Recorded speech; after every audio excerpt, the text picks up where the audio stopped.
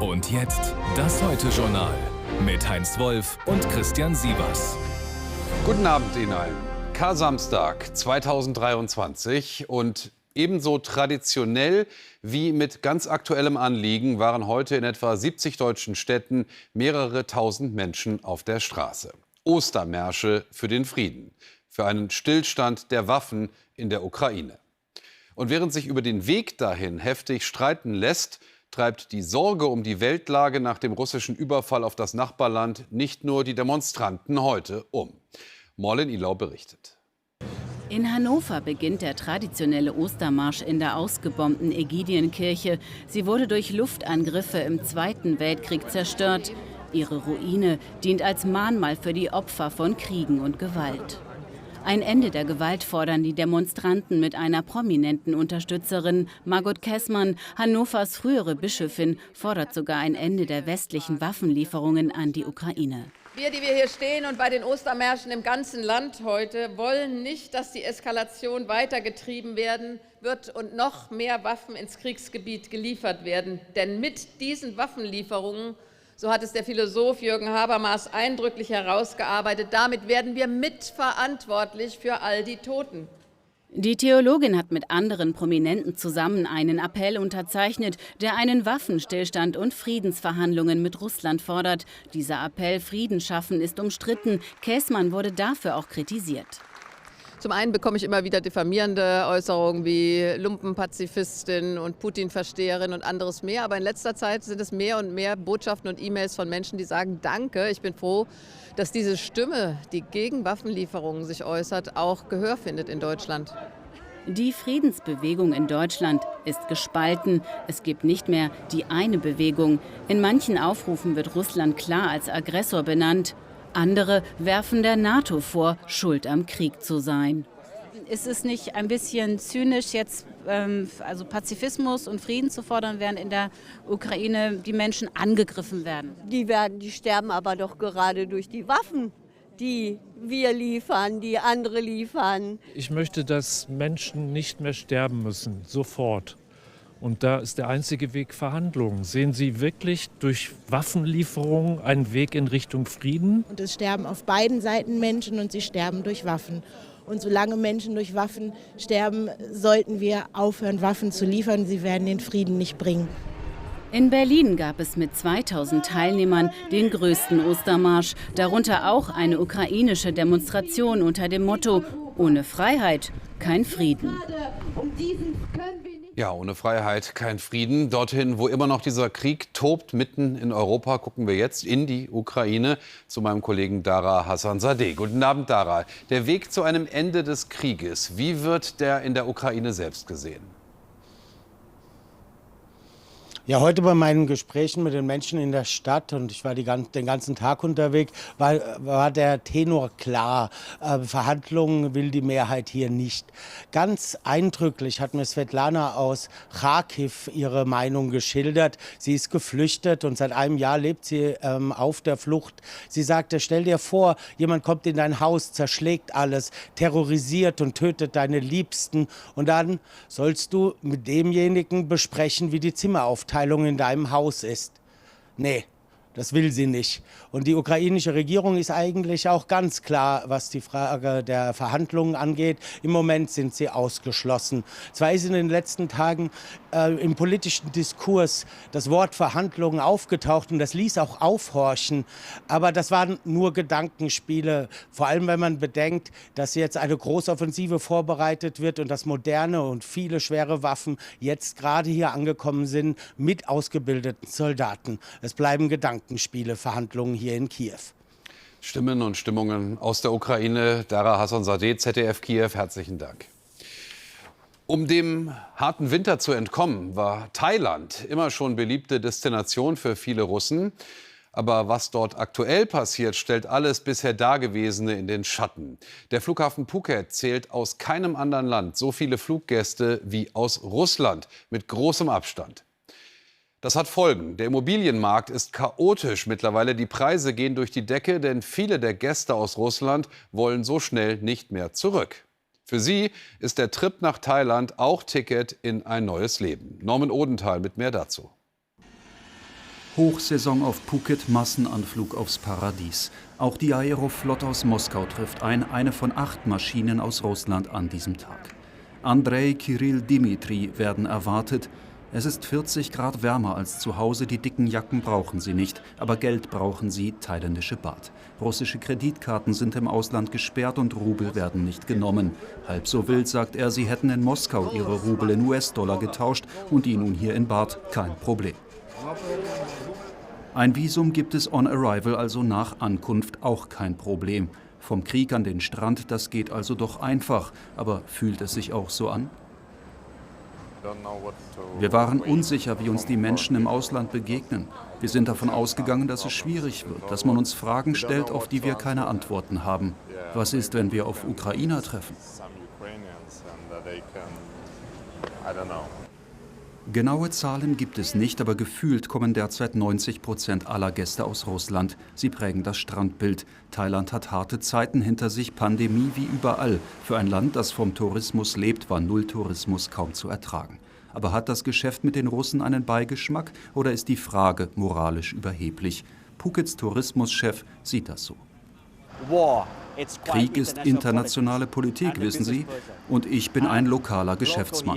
Für mich sind alle willkommen auf Phuket. Wenn ich Außenminister wäre, würde ich vielleicht etwas anderes sagen.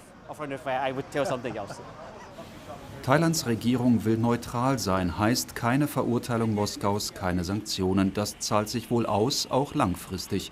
Phukets Bauboom hängt nicht zuletzt an russischer Nachfrage, russischem Geld. Besonders das Luxussegment läuft, draußen wird auf Russisch geworben und drinnen sind russische Maklerinnen gut im Geschäft. Die Boxschule mitten in Pattaya ist wie eine russische Exklave. Hier boxen große, kleine Touristen, Einwohner, es sind fast ausnahmslos Russen. Nikita, 32, Rechtsanwalt aus Moskau, gekommen vor 2 Monaten, gekommen, um zu bleiben. Eine bewusste Flucht vor dem Regime, der Armee, dem Krieg. Ja, das ist so. Ich weiß, dass das Militär schon vor meiner Wohnung stand, um mich einzuziehen. 5 Uhr morgens haben sie mit ihren Stiefeln gegen die Tür getreten.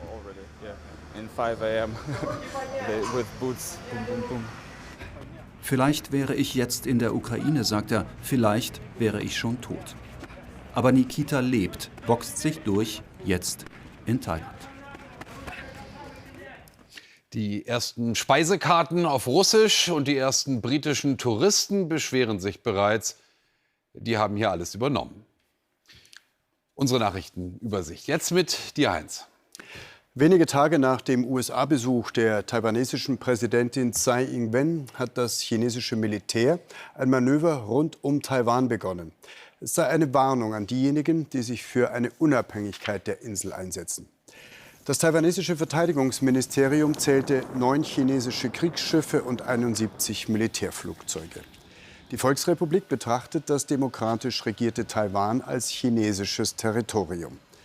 Zeitgleich zu der Militärübung empfing die taiwanesische Präsidentin in Taipeh eine Delegation von US-Abgeordneten. Nach den Anschlägen in Israel gestern und wegen der insgesamt angespannten Sicherheitslage dort verstärkt die Polizei ihre Einsatzkräfte. Ab morgen sollen Reserveeinheiten der Grenzpolizei in Stadtzentren eingesetzt werden. Bei dem Anschlag in Tel Aviv gestern Abend war ein italienischer Tourist getötet worden und 7 weitere Touristen wurden verletzt. Zuvor waren bei einem Attentat im Westjordanland 2 israelische Frauen umgekommen. Trotz dieser Sicherheitslage haben heute Abend wieder Zehntausende Menschen gegen die geplante Justizreform von Ministerpräsident Netanyahu protestiert. Der neue Bundeshaushalt steht noch nicht und so wird in der Ampelkoalition weiter über Milliarden diskutiert. Laut Finanzminister Lindner klafft eine Lücke von bis zu 18 Milliarden Euro. Und diese Lücke, so sagte er der Rheinischen Post, müsse durch Verzicht erwirtschaftet werden.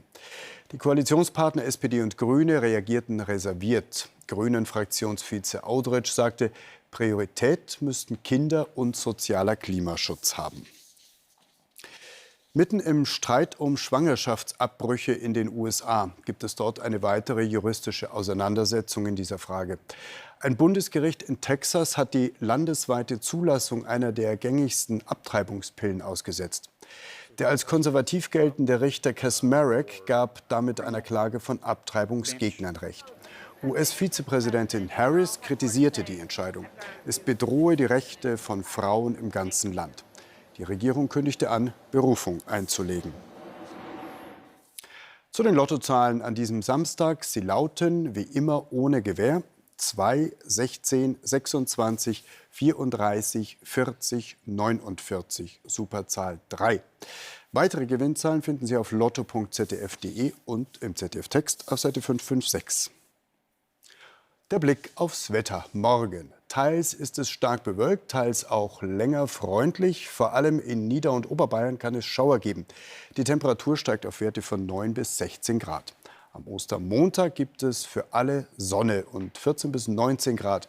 Ab Dienstag wird es wieder unbeständig und sehr windig. Dazu werden 10 bis 17 Grad erreicht. Wir haben diese Sendung mit dem Wunsch nach Frieden begonnen und mit dem russischen Krieg gegen die Ukraine. Wir hören auf mit Erinnerungen an den Künstler, der nicht nur die ikonische Friedenstaube erschaffen hat, sondern auch das berühmteste Antikriegsgemälde Guernica, der überhaupt wohl berühmteste Künstler des 20. Jahrhunderts. Heute, vor 50 Jahren, ist Pablo Picasso gestorben. Anlass für mehr als 50 Ausstellungen auf der ganzen Welt, davon allein 16 in seinem Geburtsland Spanien. Insbesondere die andalusische Metropole Malaga feiert ihren Picasso, weil er ihr hilft, sich als Kulturstadt neu zu erfinden. Und die Touristen bleiben sollen und nicht gleich weiter an den Strand. Aus Malaga, Anna Wasberg. Als hätte er schon mit 7 Jahren gewusst, dass aus ihm ein großer, vielleicht sogar der bekannteste Maler der Welt werden würde.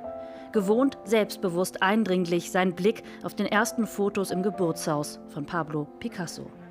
Seine erste Erinnerung sei das Licht von Malaga, schrieb er später. Und dieses Licht, seine Arbeit, sein Leben. Hier entdeckt der junge Pablo auch seine Liebe für den Stierkampf. Die Stiere waren in seinem Leben immer präsent. Er hat sie sehr mit Malaga verbunden und mit Dingen hier verflochten. Der Stierkampf, aber auch der Stier an sich als klassische Figur. Das erlebte er hier mit 4 Jahren, als er seinen ersten Stierkampf gesehen hat, zusammen mit seinem Vater und seinem Onkel. Mit Anfang 20 verließ Picasso Spanien. Das Franco-Regime erklärte ihn später zum Staatsfeind. Der behielt seine spanische Staatsangehörigkeit, aber kam nie wieder in sein Heimatland zurück. Hier in Andalusien hat Picasso nur wenige Spuren hinterlassen. Die meisten seiner über 50.000 Werke sind in Frankreich entstanden. Was im Picasso-Museum von Malaga zu sehen ist, kommt größtenteils von der Stiftung seiner Nachkommen. Die Stadt bemüht sich nun, ihren verlorenen Sohn heimzuholen. Ich weiß viel über Picasso, weil es in Paris das Picasso-Museum gibt. Ich habe auch das Picasso-Museum in Barcelona besucht, aber ich wusste nicht, dass Malaga seine Geburtsstadt ist. Ich habe hier das erste Mal wirklich etwas über seine Kindheit gelernt und was ihn geformt hat. Picasso als kulturelles Markenzeichen. Zum 50. Todestag sollen Kunst und Kultur in der andalusischen Hafenstadt im Mittelpunkt stehen und nicht mehr so sehr der Strand, Massentourismus. Maria Palomares ist in Malaga aufgewachsen und macht Führungen durch die Altstadt. Vorbei an Orten, die alle irgendetwas mit Pablo Picasso zu tun haben. Picassos Vater ist hierher gekommen, um zu plaudern, im Hinterzimmer. War hier früher eine Bar oder so etwas? Nein, das war schon immer eine Apotheke.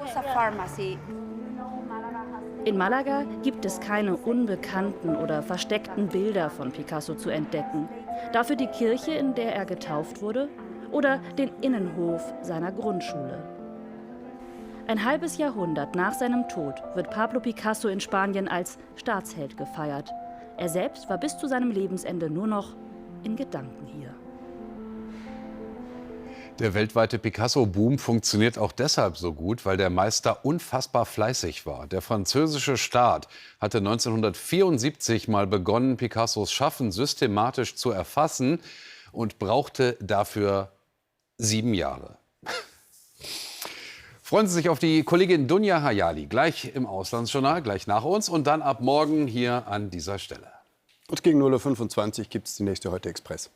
Wir verabschieden uns von Ihnen mit besten Osterwünschen. Tschüss, Wiedersehen.